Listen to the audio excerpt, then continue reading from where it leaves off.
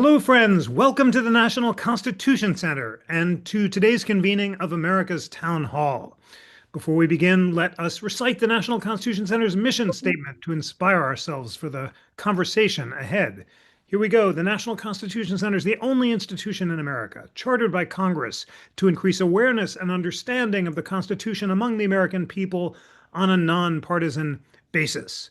We have some marvelous town halls that are coming up, including in December, a conversation about the life of William F. Buckley on December 11th with biographer Sam Tannenhouse and journalist Matthew Contini. We're also so excited to have launched our America at 250 Civic Toolkit, which you can find online and will soon be published as a paperback. It includes essays about the Constitution and the Declaration from superb scholars. Akil Amar has annotated the entire Declaration. There are biographies of the signers by Carol Birkin, and I can't wait for you to check it out.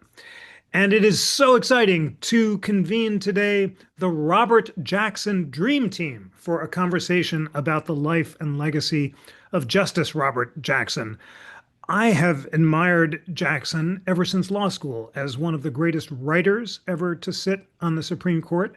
And in addition to that distinction, for his path-breaking opinion in the Steel Seizure Case, which is considered perhaps the leading Supreme Court opinion on executive power, and then his performance at the Nuremberg trial, where he successfully prosecuted the Nazi war criminals. And then lo and behold, because the timing gods are with us, we now have a new Hollywood movie that's just been released called Nuremberg, and everyone wants to know about Robert Jackson. So hearing the call, we've convened three of the greatest Jackson authorities in America, who also fortuitously have new books out about him to teach us about Robert Jackson. So I'm going to introduce them, and then we'll jump right in. John Q. Barrett is St. John University's Benjamin N. Cardozo Professor of Law. He's the Eliza F. S. Lena Fellow at the Robert H. Jackson Center and runs the Jackson List, an archive of hundreds of his essays about Justice Jackson. Gerard Magliocca is Distinguished Professor and Samuel R. Rosen Professor at the Indiana University Robert H. McKinney School of Law. He's the author of six books. His newest is The Actual Art of Governing, Justice Robert H. Jackson's Concurring Opinion in the Steel Seizure Case. And G. Edward White is David and Mary Harrison Distinguished Professor of Law at the University of Virginia School of Law. His 20 published books have won many honors and awards, including the Silver Gavel Award. I've so admired his path-breaking judicial history and biography over the years, and it's such an honor that he's chosen to discuss his most recent book, Robert H. Jackson, A Life in Judgment, with us today. Professors Barrett, Magliocca, and White, it's an honor to welcome you back to the National Constitution Center in the case of Gerard, who was with us last week.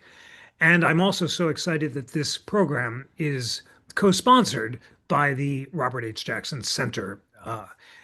Let's begin with you, Professor White. Why did you choose to write a biography of Robert Jackson, and what would you like our listeners to know about him? Well, there were several reasons. First of all, I had written an essay on him in the 1970s in a book called The American Judicial Tradition. His first edition came out in 1976, and I found him really quite fascinating, in part because I thought that he had so much talent that would have been appropriate to be an effective Supreme Court justice. And yet he, in some ways, wasn't as effective as he might have been, and perhaps didn't like being on the court as much as he may have anticipated when he was first named. So I thought there might be more to say about that. And so after writing some other books, I eventually turned back to him. The other reason has to do with Jackson's scholarship generally. Jackson's scholarship was affected for many years by two phenomena. The first was that Eugene Gerhardt, a lawyer in Binghamton, New York, published I would say, largely authorized biography. Jackson had cooperated with him from the beginning while Jackson was still alive and on the court. And Jackson had furnished Gerhardt with a number of his papers, which Gerhardt used. Uh, the Gerhardt biography, therefore, was very detailed and thorough, but it was also quite unduly, I would say, favorable to Jackson. Jackson's papers reveal him to be candid, but also apologetic. He's something of an advocate for himself in controversial matters, and Gerhardt kind of uncritically repeated that. Um, but the book was sufficiently thorough that it, I think, deterred other scholars for a while. Felix Frankfurter appointed himself custodian of Jackson's memory after Jackson died. Frankfurter was a close friend of Jackson's on the court. And when Frankfurter found out about the forthcoming Gerhardt biography, he tried to prevent its publication by writing to Jackson's son, Bill Jackson, and saying, I can't imagine this is going to be any good." And Bill Jackson, of course, declined that invitation. But Frankfurter was determined to get what he thought would be a more appropriate biographer. So he commissioned Phil Kurland, University of Chicago Law School scholar and a very distinguished constitutional commentator, and arranged to get the Jackson papers transferred to Kurland. And Kurland worked on the biography for many years, but never completed it. But while he was doing it, he basically had exclusive access to the Jackson papers, and of course that deterred other scholars. Finally, when it became apparent that Kurland wasn't finishing the biography, Bill and Mary Jackson's, Robert Jackson's son and daughter, transferred the papers to the Library of Congress. The Jackson papers are very rich and very detailed and very voluminous, and represent a kind of considerable undertaking to go through them. And then in addition, COVID came along and the manuscripts division was shut down for a couple of years. So all of that, I think, has contributed to perhaps less work being done on Jackson. Now, John Barrett has labored hard during all this interval, working away, but it's a formidable task, so I just wanted to, in a way, reintroduce the public to Jackson, who I find to be a fascinating figure with a remarkable career and some interesting idiosyncratic features that I tried to get at in the book. Thank you so much for sharing all that. Fascinating that your interest began with your path-breaking book, The American Judicial Tradition. I learned so much from it in law school, and I want to recommend it to our viewers as just a model for literary judicial biography and combining intellectual portraits of the judges' philosophies with their lives. And an apt subject in Robert Jackson, who cared so much about writing as well. Gerard Magliocca, you've just written wonderful biographies, many of which we've discussed on the NCC podcast, including most recently of John Bingham. Why did you decide to write about Robert Jackson and to focus on his decision in the Steel Seizure case? Well, first of all, I teach the opinion every year to my constitutional law students. And sometimes after a class, a student will say something like, if I want to learn more about this case, what would you recommend? So now I can recommend something I wrote, which is a nice option. But more seriously, there are very few cases, and indeed very few opinions, that merit an entire book devoted to that single case. And there was not a book devoted to the Steel Seizure opinion by Justice Jackson, though there is a wonderful book by Maeva Marcus on the Youngstown case, which is still like the leading authority to consult. It's also a case and an opinion that is very much in the news now.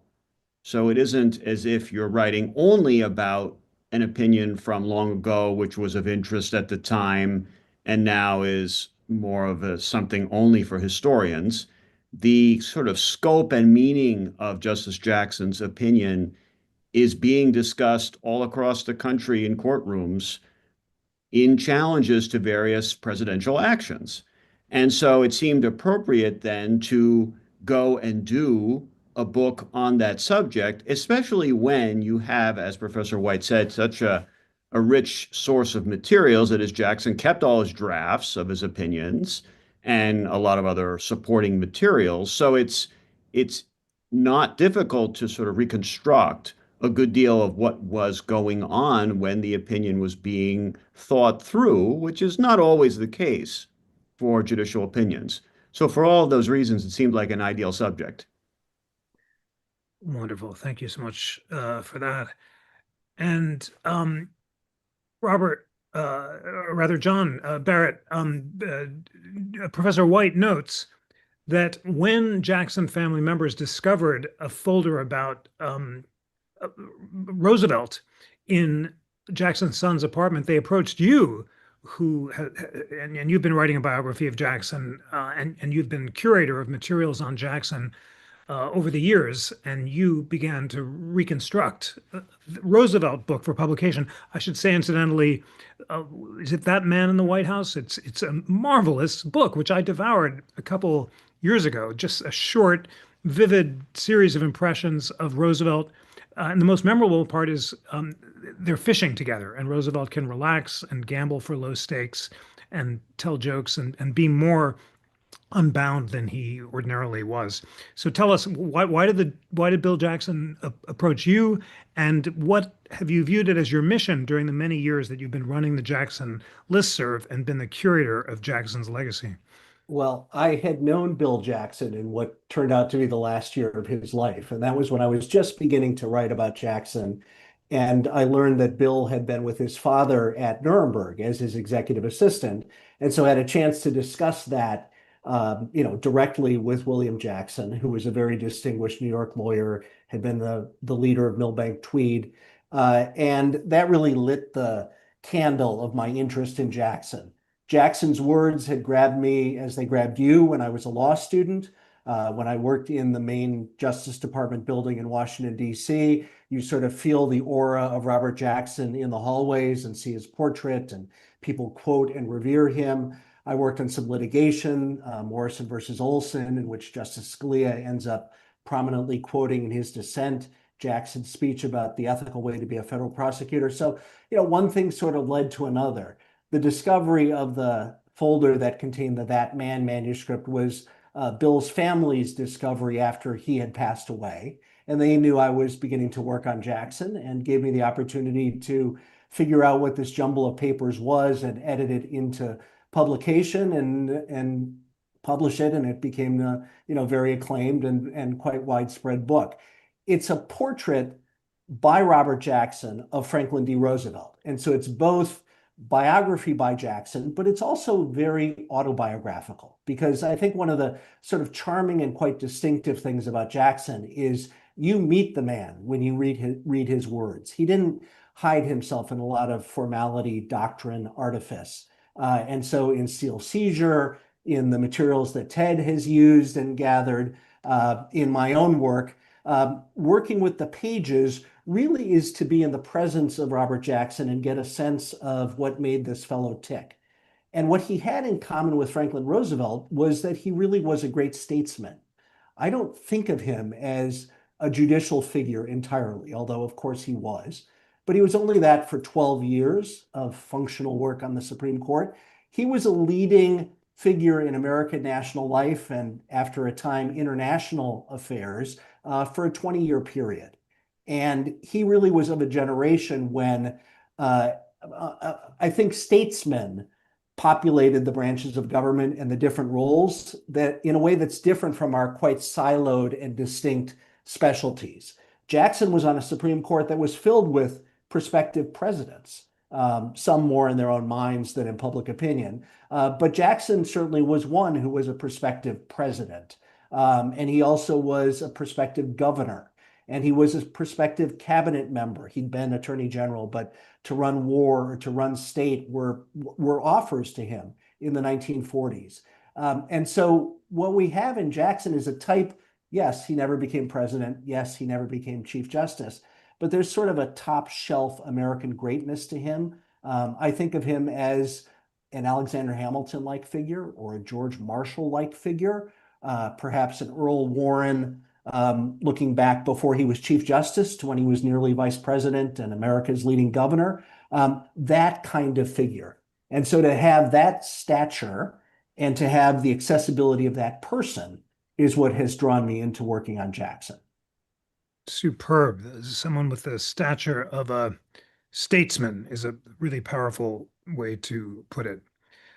Professor White, your biography is so vivid, concrete, and the word that comes to mind is mellifluous, like Jackson's writing itself. Yours gives us the sweep of his life and ambitions. Tell us about his early life, dating up to his time as Solicitor General, which he considered the best job ever. You have lots of great details about his family, including the wonderful fact that his daughter Mary married Kingman Brewster, the future president of Yale, who is Bill's roommate.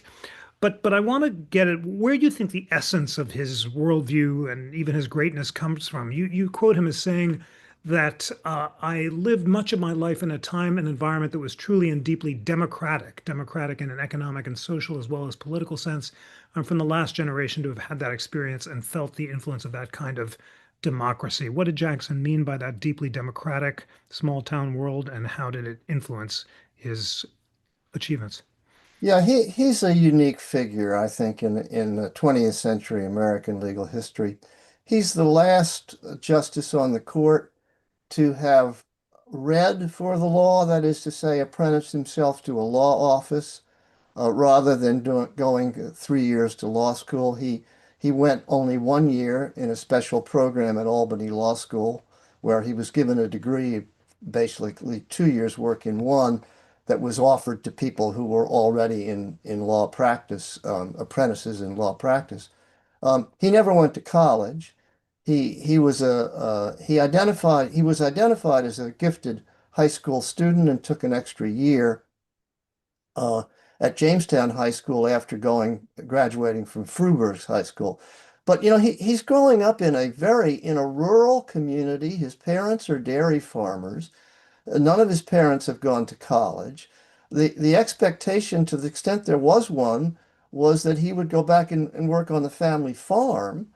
His father opposed his going into the practice of law, didn't trust lawyers, wouldn't give him any money. But Jackson finds his way and is a conspicuous success as a general practitioner in Jamestown, and has an office there till 1934, when he's recruited by the Roosevelt administration.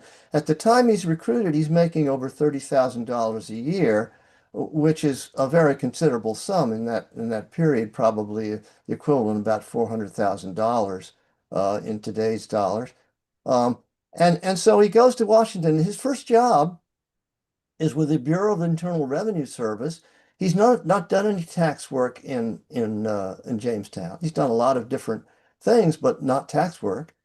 But Jackson is tremendously good at and interested in, I would say, working up roles, professional roles from the ground up, where he learns what to do. He masters the details of his job. He becomes very accomplished in it. People notice it. People covet him for other positions. He moves from one position to another in the Roosevelt administration, from the Treasury Department to the Justice Department, ends up eventually becoming Solicitor General. Solicitor Generalship, as Jackson defined it, was very high on advocacy, which he loved. He had argued cases in the Supreme Court before becoming Solicitor General. He continued to do so as Solicitor General, and low on administration. Jackson didn't particularly like administration, and although he was an efficient worker, he just didn't like the personal details of it, and what he really wanted to do was argue cases in court, prepare and argue cases in court. and he was extremely successful. Now, part of his success, he won great majority of the cases that he argued. Part of it was the court had been shifting in the direction of the Roosevelt administration in the late 30s when Jackson was doing most of his arguing. And it's really the timing is just at the point where the court begins to retreat from its jurisprudence, its constitutional jurisprudence that's been hostile to early New Deal programs, and begins embracing some of those. And Jackson is sort of on board with this.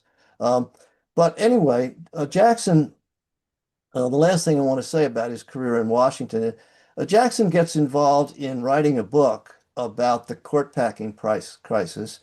The Roosevelt administration lost the effort to pack the court. The plan never got through Congress, never got through the Senate, and eventually died.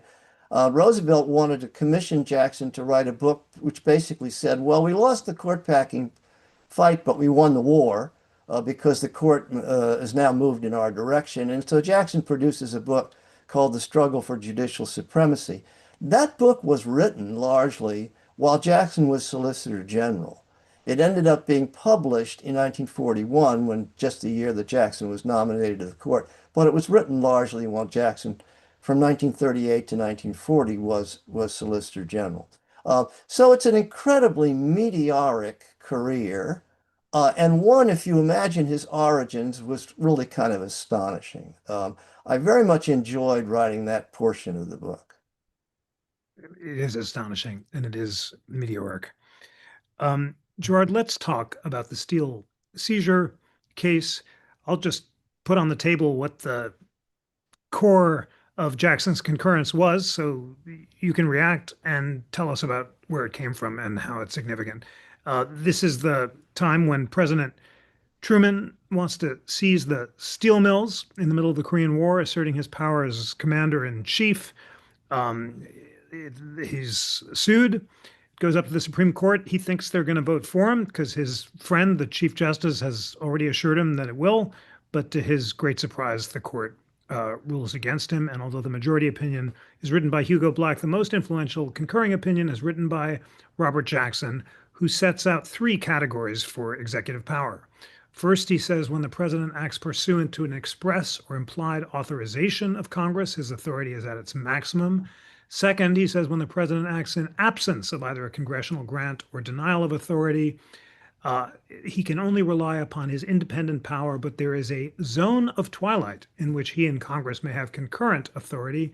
And third, when the president takes measures incompatible with the express or implied will of Congress, his power is at its lowest ebb. So just to go through that again, first, when Congress authorizes it, his power is at its maximum. Second, when Congress hasn't clearly authorized it or denied it, he's in a zone of twilight. And third, when Congress has said no, his power is at its lowest ebb. Hope that was helpful for the audience just to summarize. But Gerard, where did that come from? Tell us more about the case. How did Jackson's previous cases play into the concurrence, and what else should we know about it? Well, I think it came from a couple of different sources. The first was his own experience. He starts out the opinion by saying that his own experiences as Attorney General and implicitly as Solicitor General were probably a more important influence on his views of executive power than any case or any theoretical discussion. Now, that's very unusual. You rarely see judges say that their own personal experiences are the most important factor in their decision that they're about to describe, because that seems contrary to the rule of law. It's a personal kind of determination rather than an impersonal one. So there's a kind of paradox, which is that an opinion that is very personal now is seen as a very kind of sort of canonical statement of the impersonal rule of law. And I tried to get at how that happened, but it's not there's a little bit of a mystery still to that, I think, or magic, you might say. So his own experiences with President Roosevelt and dealing with Congress sort of shaped the view that there were these kind of rough delineations between the types of power that a president might have, depending on what Congress had or had not done. Now, also, he did get some of this from an opinion by Judge Augustus Hand, who was the sort of less famous cousin of Judge Learned Hand, who wrote an opinion in the 1920s, which basically laid out a very similar kind of framework, though not put quite as concisely, for judging executive power. And there's a note in the Jackson papers where he's telling presumably one of his clerks, perhaps William Rehnquist, who was one of his clerks at the time, to get the opinion from Augustus Hand in this case. And so you can see traces there as well.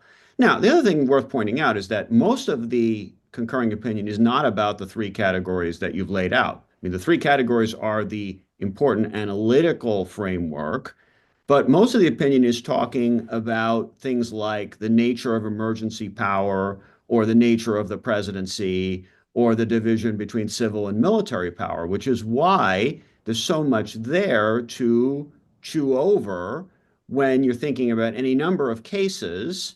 And even though some of it can be characterized as dicta, it's very interesting dicta, or it's dicta that has been very influential. So you have kind of the nuts and bolts of the opinion. Then you have this other discussion.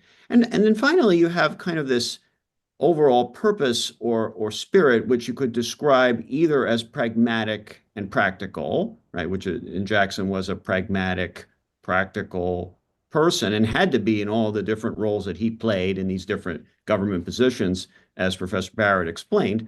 But also, it's a kind of analysis which defies sort of easy characterization. So in other words, it's not something that it's stating a rule or a clear answer. It's instead giving guidance, but guidance in a kind of professional way that people have found very useful over time and continue to find useful. So that's just the beginning, you might say, of sort of looking at the concurring opinion. So interesting on all counts, including your insight about the fact that he relied on Judge Augustus Hand, and he had that great line about, quote, learn it and follow Gus, as well as relying on a secret memo written by, as you say, Assistant Solicitor General with the wonderful name of Golden W. Bell. What a mellifluous name that is. But you also show the complexity of his views about executive power and congressional power. John Barrett, how to account for that? I mean, he's Roosevelt's guy. He's defending executive power under Roosevelt so vigorously. And at the same time, he has a sense of congressional prerogatives, leading him to write one of the more significant constraints on executive power in American history. Where did that come from? Well, I think it came from a few places, but one very prominent place is Nuremberg. Before he went to Nuremberg, Jackson was a New York State lawyer, and he, across his career, is a federalism person. He is a bit suspicious of national power and believes in the prerogative of the states, state courts, state elected officials. To the extent he starts to encounter national power in Washington, it's both types. It's the executive branch that he's a part of, but it's also the legislative branch that he is testifying before constantly, and the legislative proposals that he is making constantly. This is 1935 through 1941. Jackson is never a member of Congress, but a real understanding of an appreciation for Congress is part of his pre-Nuremberg experience. Now, in 1945, he's on the court for 4 years at that point. President Truman, only 2 weeks in office, has inherited this war in Europe, which is about to be won, and an allied commitment that the arch criminals of Nazism will be held accountable in an international process.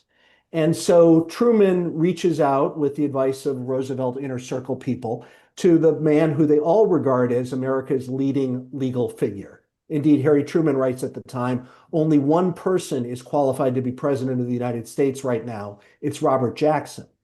And the request is that Jackson represent the United States in creating what becomes the world's first international criminal court, and a trial of what over the next year becomes the accountability process for waging World War II, committing war crimes, committing crimes against humanity. It's not The Hitler trial, he doesn't show up, obviously, but it is senior representatives of the sectors of Nazism.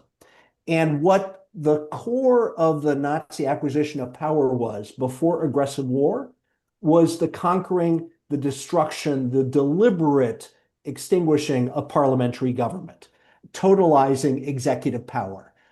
And Jackson is studying, immersed, prosecuting, learning that system, and it changes him fundamentally. He's also doing that work alongside Soviet colleagues, who, of course, represent a different kind of totalizing executive control government. And so when Jackson comes home to the United States in 1946, and then 6 years later, when the Steel Seizure Case pops up for the country and on the docket of the Supreme Court, Jackson really sees this as a fundamental question of which is our preeminent branch. What are our structural commitments in the Constitution? And Jackson saying, as Professor Magliocca described, I've been an executive branch man, by 1952 is saying, I can distinguish some matters I handled then with what this matter presents, or I've thought further and I've changed my mind.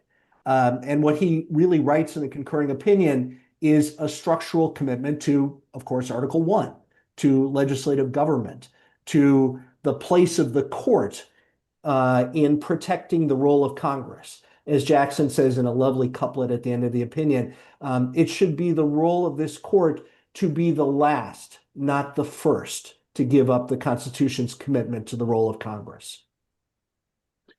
Absolutely fascinating, noting the central influence of Nuremberg on Jackson's views about executive power.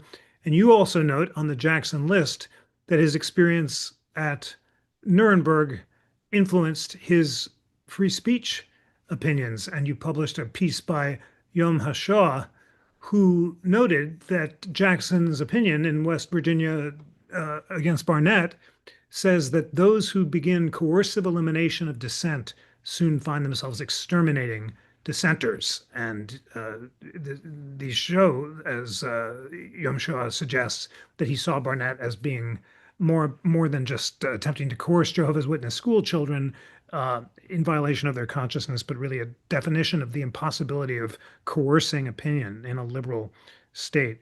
Professor White, we're focused on this crucial period between Nuremberg and the Steel Seizure Case, and why don't you give us your thoughts on that? Your account of Nuremberg is just amazing, including details about Jackson putting all his papers out on the bed despite his assistant's warning, and then having the whole thing get soaked in the rain and having to rewrite everything, to the centrality of both his opening and closing arguments to the legitimacy of the trials throughout the world.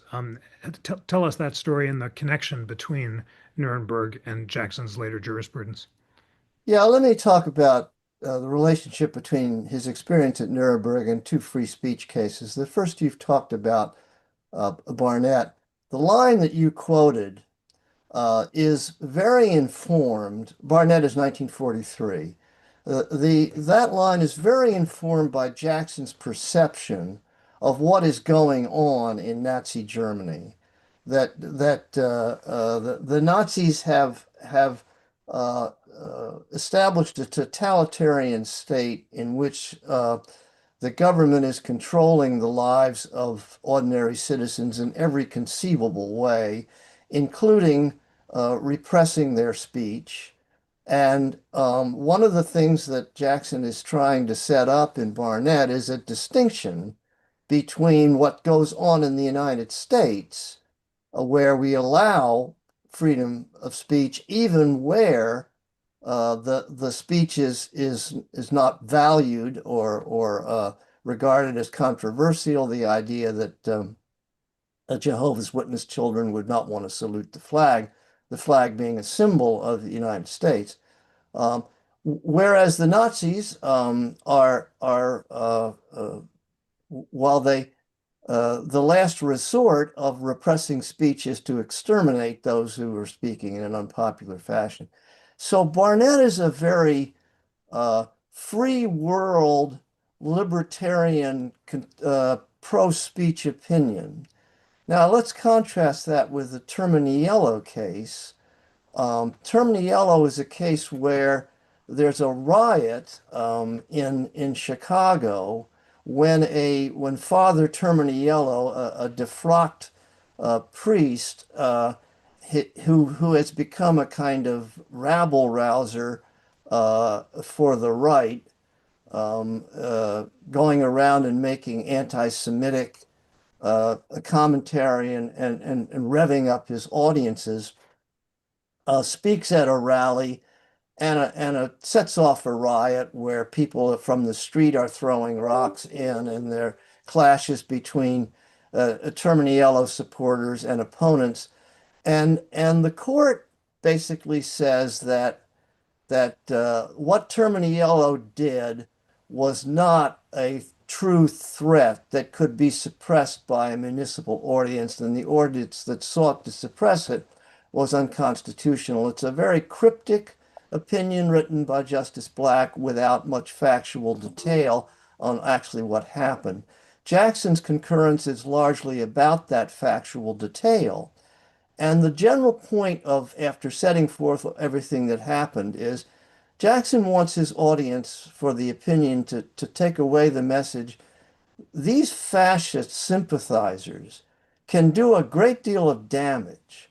They are not just simple nuts. They are capable of inciting violence in a very significant fashion. And if you want an illustration of that, just look at Nazi Germany. So this is a chastened, post-Nuremberg perspective on free speech. And I found the contrast very illuminating. Absolutely fascinating. The idea that the pre-Nuremberg experience would alert Jackson to the dangers of coercing opinion in the post-Nuremberg, about the need perhaps to prevent speech from ripening into violence. And because I have to take the moderator's prerogative, any of us could do this, but I've got to have the pleasure of reading the best line from Barnett, which may be one of the best lines in all of Supreme Court history. Jackson says, "If there's any fixed star in our constitutional constellation, it is that no official, high or petty, can prescribe what shall be orthodox in politics, nationalism, religion, or other matters of opinion, or force citizens to confess by word or act their faith therein." I must ask, Professor White, why is that such a great line? Well, that's classic Jackson, in the sense that he's making a point that many people who are supporters of free speech have made. The point is basically that if we want to have a democratic society, we need to have a society in which people cannot become officials of one kind or another and then tell the rest of us how to think or how to express our thoughts. It is just endemic in American civilization that we have that understanding that people can be free to criticize the government, free to say what they like, and that high or petty officials cannot tell them what to do. But it is packed with wonderful Jackson metaphors and analogies. If there's any fixed star in our constitutional constellation. I mean, he had just the ability to take a particular thought, perhaps a familiar thought, and express it in a remarkably original and vivid way. That's why he's one of the only two Supreme Court justices whose writings have been anthologized. The other is Oliver Wendell Holmes, Who you've also written vividly about. I think that's such an illuminating answer. The thought that you can't coerce opinion is familiar. It goes back to Madison, the Memorial and Remonstrance, that the opinions of men, being dependent on evidence contemplated by their own minds, cannot be controlled by other men. But that's abstract, whereas, as you say, Jackson makes it concrete through metaphor of the fixed star in our constitutional constellation, and it just fixes in the mind in the most vivid and memorable way. Thank you for that. Gerard Magliocca, you talk about the legacy of the Steel Seizure Opinion. It became central during the Watergate era in cases constraining executive power, and it was carried forward by William Rehnquist, a clerk of Justice Jackson in the Dames and Moore case, and then by John Roberts, a clerk of Rehnquist, and therefore indirectly of Jackson once removed, in the Trump v. U.S. Tell us about the lasting effects of the Steel Seizure case. Well, the case becomes important during Watergate because people are looking for an authority to refute President Nixon's claim that he did not have to turn over the tapes. And Nixon's claim in that litigation was that the executive branch was, in some sense, hermetically sealed from the other branches and that they could not intrude upon the executive in any way. And of course, the concurrence very much stresses the interdependence or reciprocity between the three branches, that yes, there is separateness, but there is also a kind of integration among them, and that it's all designed to produce a workable government that is balanced and supporting kind of broader constitutional principles, including the important role that Congress serves as the sort of people's representatives will. Now, so that's when the case is cited extensively by Archibald Cox, the special prosecutor, and then for the first time quoted by the Supreme Court in U.S. v. Nixon, ordering that the tapes be turned over. So that kind of launches the case into a whole new realm, in part because Congress then, after Watergate, relies on Justice Jackson's analysis in writing various statutes that purport to limit the president's power in one way or another. And then the court kind of formalizes this in the Dames and Moore case, written by Justice Rehnquist, which ironically concerned the IEPA statute, which is now the subject of litigation in the tariffs case. So there, the court formally adopts the framework that you described earlier of the three categories that Justice Jackson laid out as being the way to understand the scope of congressional and presidential power when they come into conflict. Now, the real question that we're in thinking about sort of the next generation of the Steel Seizure concurrence is how that might speak to the question of interpreting statutes that purport to confer or that are claimed to confer broad executive power. That is, in Youngstown, everybody conceded that President Truman did not have the power via statute to seize the steel mills. So the analysis focused on whether there was some Article II power. All right, but what if there is a statute that is purporting to confer power on the president? Well, how should that statute be construed? Now, one way to look at what the concurrence says is, well, it has nothing to do with that. Basically, it doesn't speak to that issue at all.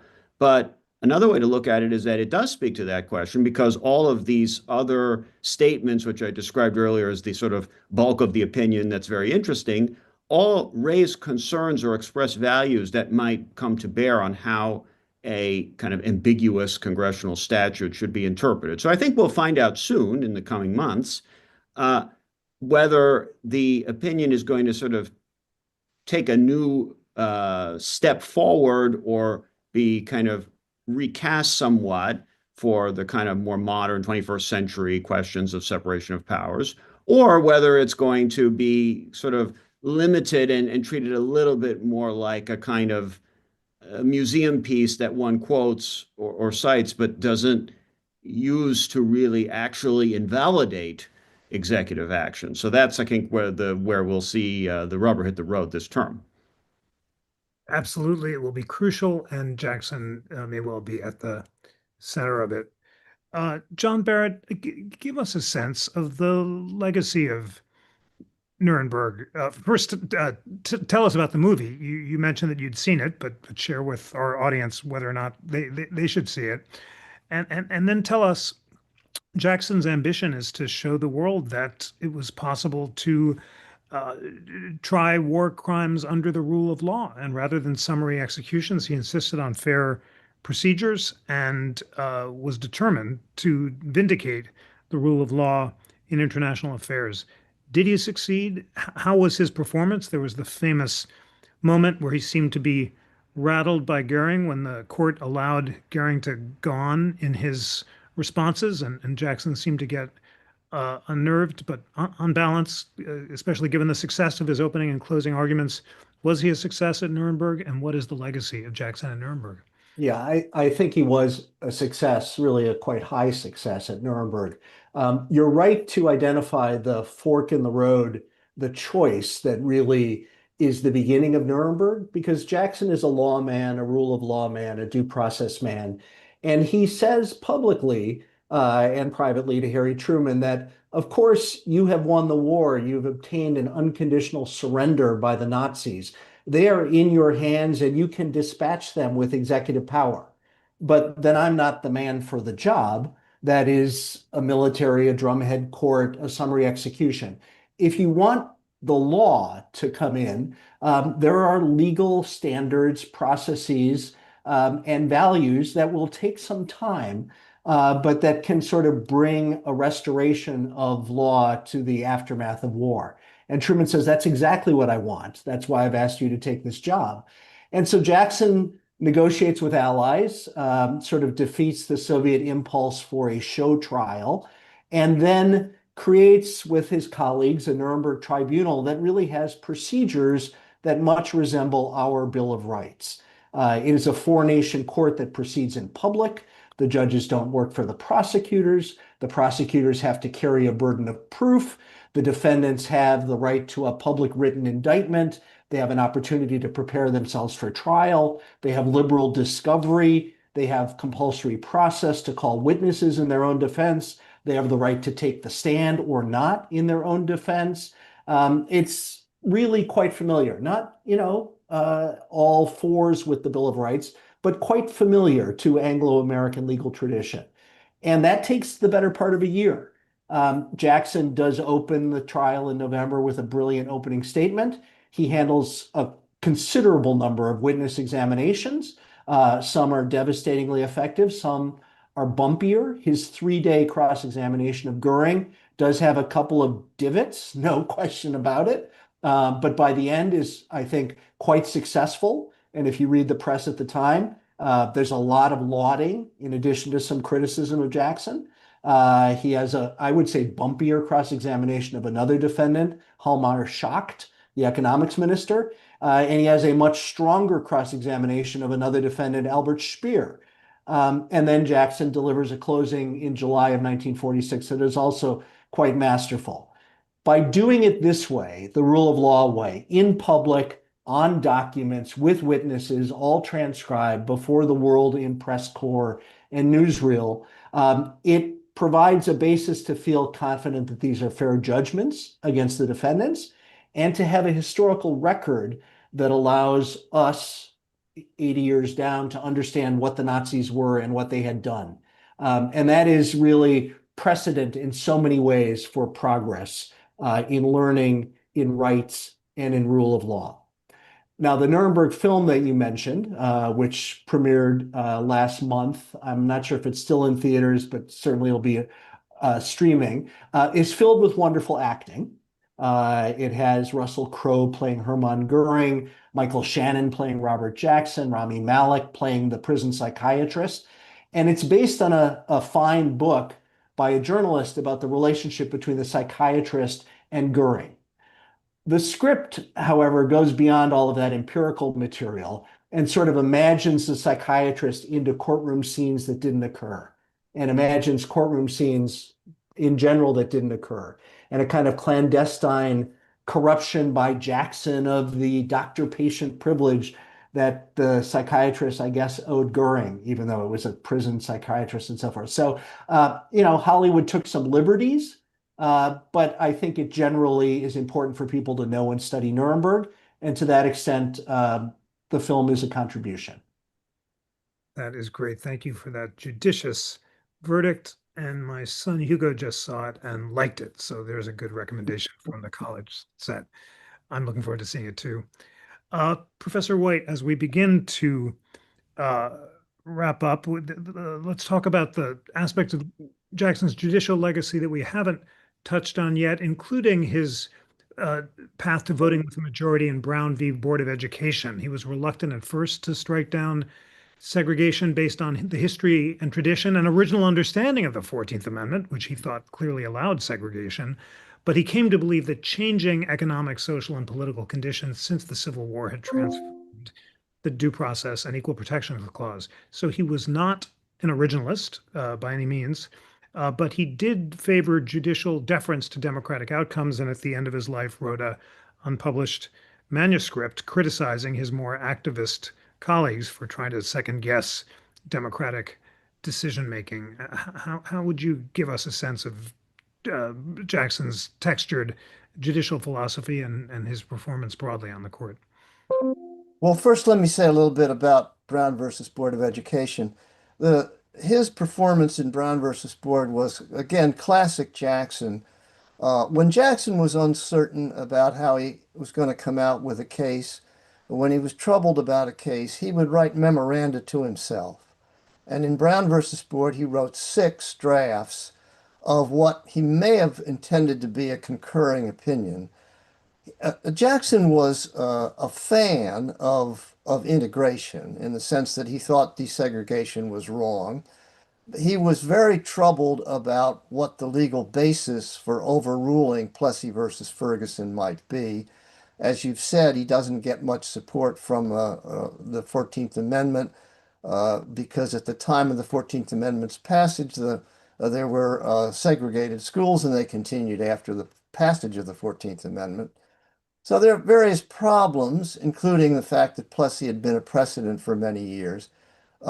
He had trouble finding a legal basis for it. He was aware in the course of the 53-54 term that his colleagues were gradually moving in direction of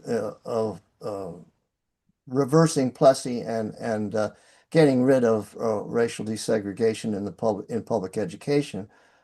He was aware that he was a holdout in embracing that, and he tried to find ways in which he could find comfortable joining it.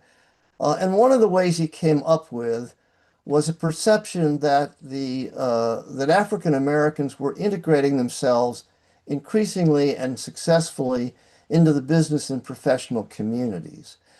That observation, based on someone who had very little experience, you grew up in the North, he had very little experience with African Americans at all, and very few African Americans are in business and professions in Jamestown, New York. That observation seems a little naive, but Jackson wanted to work his way toward concurrence. There's a story I tell in the book about Barrett Prettyman, one of Jackson's favorite law clerks, visiting Jackson in the hospital along with Earl Warren.